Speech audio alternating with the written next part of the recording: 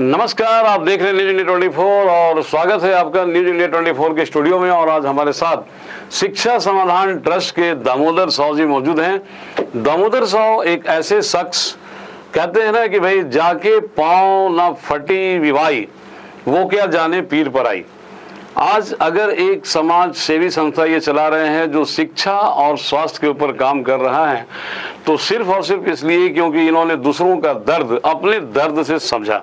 एक बहुत ही गंभीर बीमारी से ग्रसित होने के बाद इन्हें समझ में आया कि भाई वाकई लोग जब बीमार पड़ जाते हैं और उन्हें देखने वाला कोई नहीं होता है, अपना परिवार छोड़ के जब बाहर के लोग काम नहीं आते हैं तो कैसा लगता है। इस बात को समझने के बाद इन्होंने काम करना शुरू किया और समाज सेवा में अग्रसर हुए।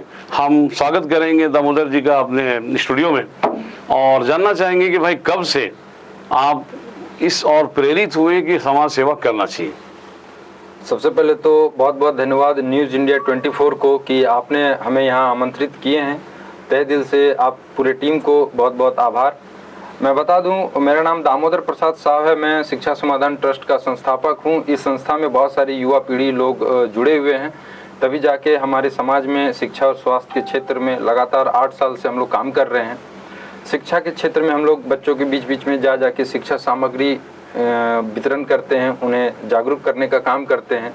क्योंकि हमारा जो क्षेत्र है कोयला की राजधानी, बच्चे यहाँ पे थोड़े बड़े होते नहीं हैं जो जागरूक परिवार से नहीं है, जो थोड़ा सा गरीब असहाय होते हैं। वो लोग कोयला चुनते हैं, 10-20 किलो चुनने के बाद वो उससे पैसे की आमदनी होती है, तो बच्चों को पढ़ाने की जगह वो लोग कोयला चुनने में लगाते हैं।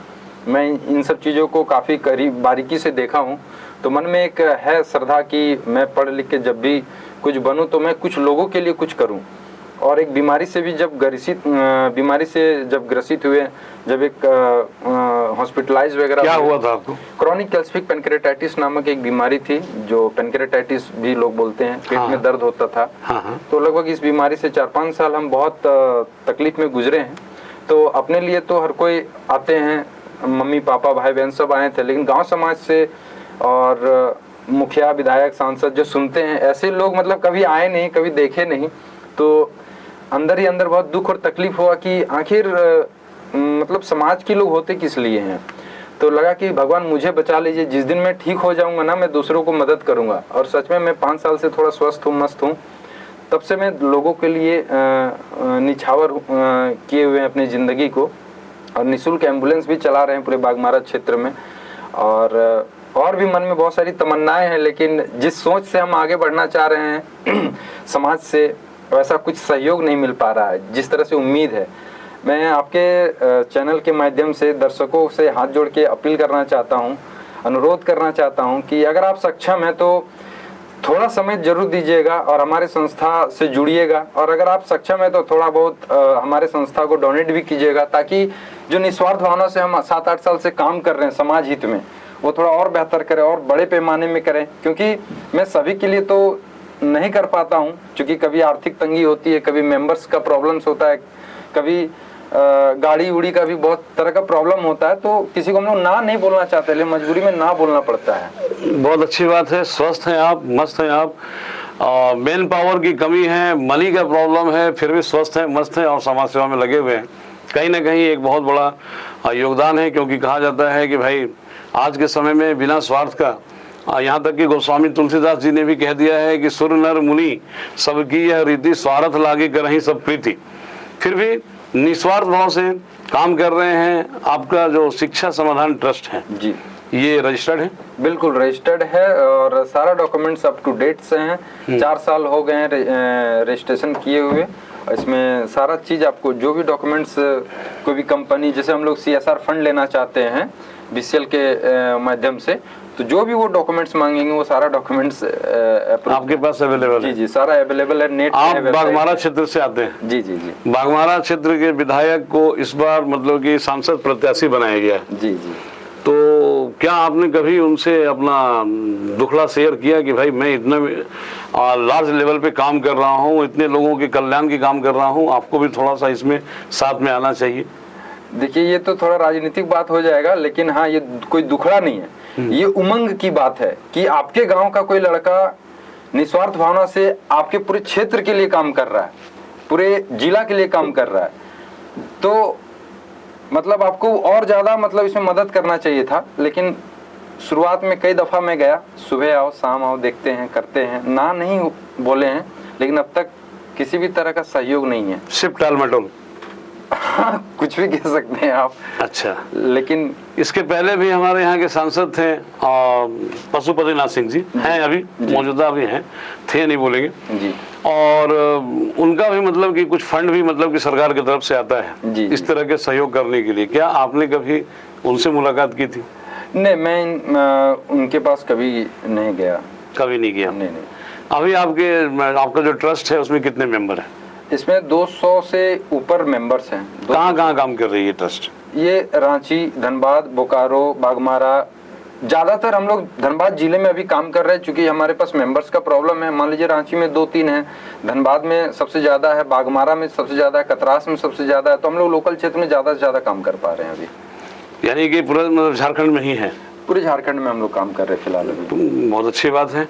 अभी तक कुछ ऐसा काम जो आपने बताया हो, मैं दर्शकों को बता दूं, जो सराहनीय हो और जिसको मतलब कि हाईलाइट किया जा सके? कोविड के टाइम में हम लोग नुक्कड़ नाटक के माध्यम से, कोरोना जो काफ़ी दुखद स्थिति रहा है हमारे पेंडेमिक सिचुएशन पूरे भारत देश के लिए, उस पेंडेमिक सिचुएशन में हमारी पूरी टीम, शिक्षा समाधान के सभी सदस्य, पुलिस प्रशासन, बर्रा थाना प्रभारी, उनके जो जितने भी प्रशासन के लोग हैं, कतरास थाना, उसके बाद राजगंज थाना, जितने भी ये सब थाना है ना लोकल में, सभी थाने के प्रशासनिक लोगों से मिलकर चौक चौराहे पे हम लोग नुक्कड़ नाटक के माध्यम से लोगों को अवेयरनेस का काम किए हैं। रोड सेफ्टी पे हमारी संस्था ने नुक्कड़ नाटक के माध्यम से लोगों को जागरूक करने का काम किया है। और भी जैसे हम लोग लाइफ एक्टिविटी कह सकते हैं, अभी तक हम लोग 81 पेशेंट को हॉस्पिटल्स ले आना, और अभी आज के डेट में ना वो सारे लोग स्वस्थ हैं और अच्छे हैं। मैं इसका जीता जागता उदाहरण मैं आपको दे सकता हूँ, उनके घर पे जाके दे सकता हूँ। उनके परिवार वाले खुद आपको बताएंगे कि हाँ, इनके संस्था के माध्यम से हम लोगों को शारीरिक, आर्थिक, मानसिक हर तरह से सहयोग मिला, और वो बच्ची, वो बच्चा, वो लड़का, वो आदमी, वो लोग सभी जिंदा हैं, सभी पहले से बेहतर हैं। तो ये श्रेय हमारे संस्था के सदस्यों को जा रहा है। चलिए, बहुत अच्छी बात है। ये बताइए कि आपने कहा शिक्षा और स्वास्थ्य, जी, इन दो विषयों पर काम करती है आपकी संस्था। जी, शिक्षा में क्या करते हैं आप? हम लोग देखिए, सरकार तो फ्री में खाना, किताब, कॉपी सब देते हैं, कपड़ा तक भी, यूनिफॉर्म भी देते हैं।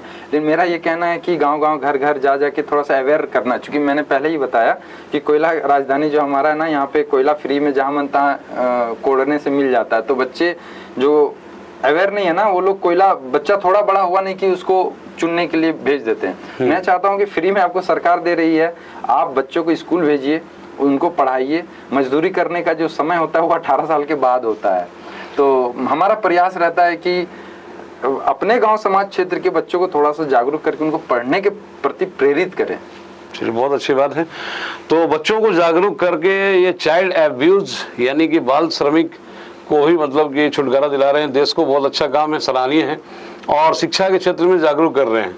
स्वास्थ्य के क्षेत्र में आगामी आपकी कुछ योजनाएं हैं जिस पर कि आप काम करना चाहते हैं, तो बताइए हमारे दर्शकों को। सपना तो कुछ बड़ा है कि बागमारा क्षेत्र है, कतरास है, धनबाद जिला में तो PMCH है ही, लेकिन मैं चाहता हूं कि और भी कुछ ऐसी स्वास्थ्य सुविधा होना चाहिए जिससे कि सिर्फ गरीब शब्द यूज करेंगे तो गलत है।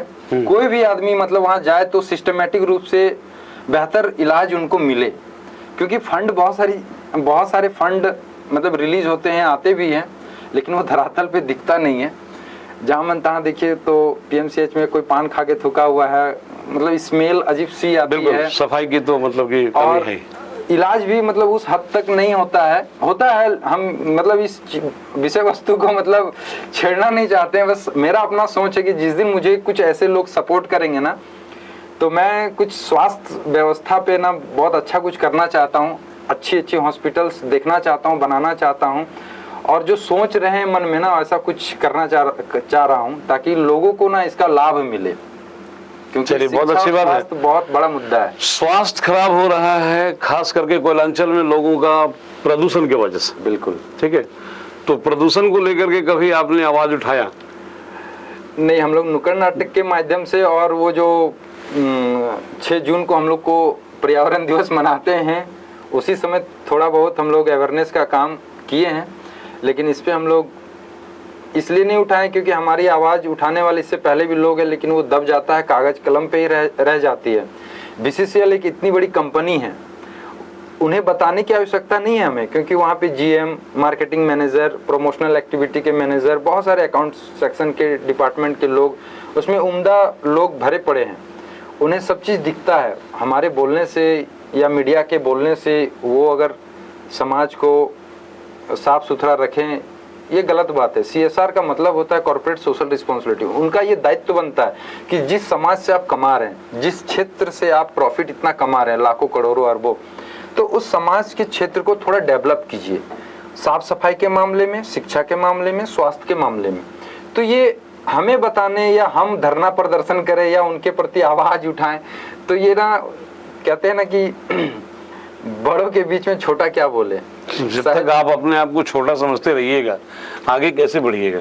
आप अपने आप को छोटा कैसे बोल रहे हैं? आप एक रजिस्टर्ड संस्था है, बिल्कुल ठीक है, और रजिस्टर्ड संस्था ये अधिकार रखती है, चाहे वो प्रशासनिक विभाग हो या स्वास्थ्य विभाग हो या शिक्षा विभाग हो, आप तो मतलब फ्री हैं, स्वतंत्र हैं किसी विद्यालय में जा करके शिक्षा संबंधित प्रश्न भी करने पर कि भाई किस हिसाब से पढ़ाई लिखाई हो रही है या नहीं हो रही है। किसी भी संस्था को डर या भय तभी तक रहता है जब तक वो रजिस्टर्ड ना हो। रजिस्टर्ड होने के बाद बिल्कुल ही आपका मानवीय ही नहीं बल्कि आधिकारिक कर्तव्य बनता है कि आपको ये सारे कार्य भी करने चाहिए, स्कूलों में जाना चाहिए, हॉस्पिटल में जाना चाहिए, और इन सब चीज़ों का ऑब्जर्वेशन, चूंकि आप शिक्षा और स्वास्थ्य पे काम कर रहे हैं। और किस वजह से लोग बीमार पड़ रहे हैं, प्रदूषण, तो प्रदूषण को लेकर के भी आप BCCL के GM के या CMD से भी सवाल कर सकते हैं कि भाई कहाँ जाएं, कि हमारे लोग आखिर कहाँ जाएं। आपकी जो आउटसोर्सिंग से इतने सारे जो ब्लास्टिंग से, आउटसोर्सिंग से जो कार्बन डाइऑक्साइड और जो इतना पॉल्यूशन, फिर ये गाड़ी वाहनों के चलने से जो धुएं वगैरह हो रहे हैं, इससे लोग बीमार पड़ रहे हैं। अस्थमा का डिजीज फैल रहा है लोगों में और तरह तरह से लोग ग्रस्त हो रहे हैं। तो ये सारे चीज उठाने के लिए आप फ्री हैं।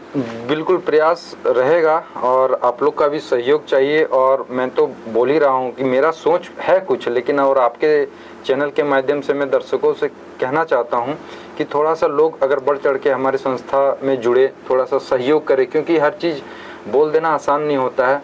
थोड़ा सा मैन पावर भी चाहिए, मनी पावर भी चाहिए, क्योंकि कहीं पे भी आप जा रहे हैं तो उसके पीछे खर्च है। कहीं पे भी आप 10 लोगों के साथ जा रहे हैं तो उनका भी खाना, जाना, आना, ले आना, क्योंकि सभी लोग एक जगह के नहीं होते, अलग अलग जगह से होते हैं।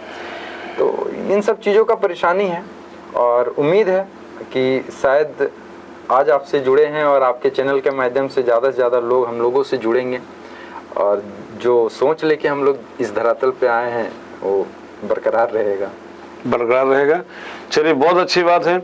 दामोदर प्रसाद साहू जी आज हमारे स्टूडियो में आए, इन्होंने अपने मन की बातें कही और ये भी बताया कि आगे कुछ करना चाहते हैं।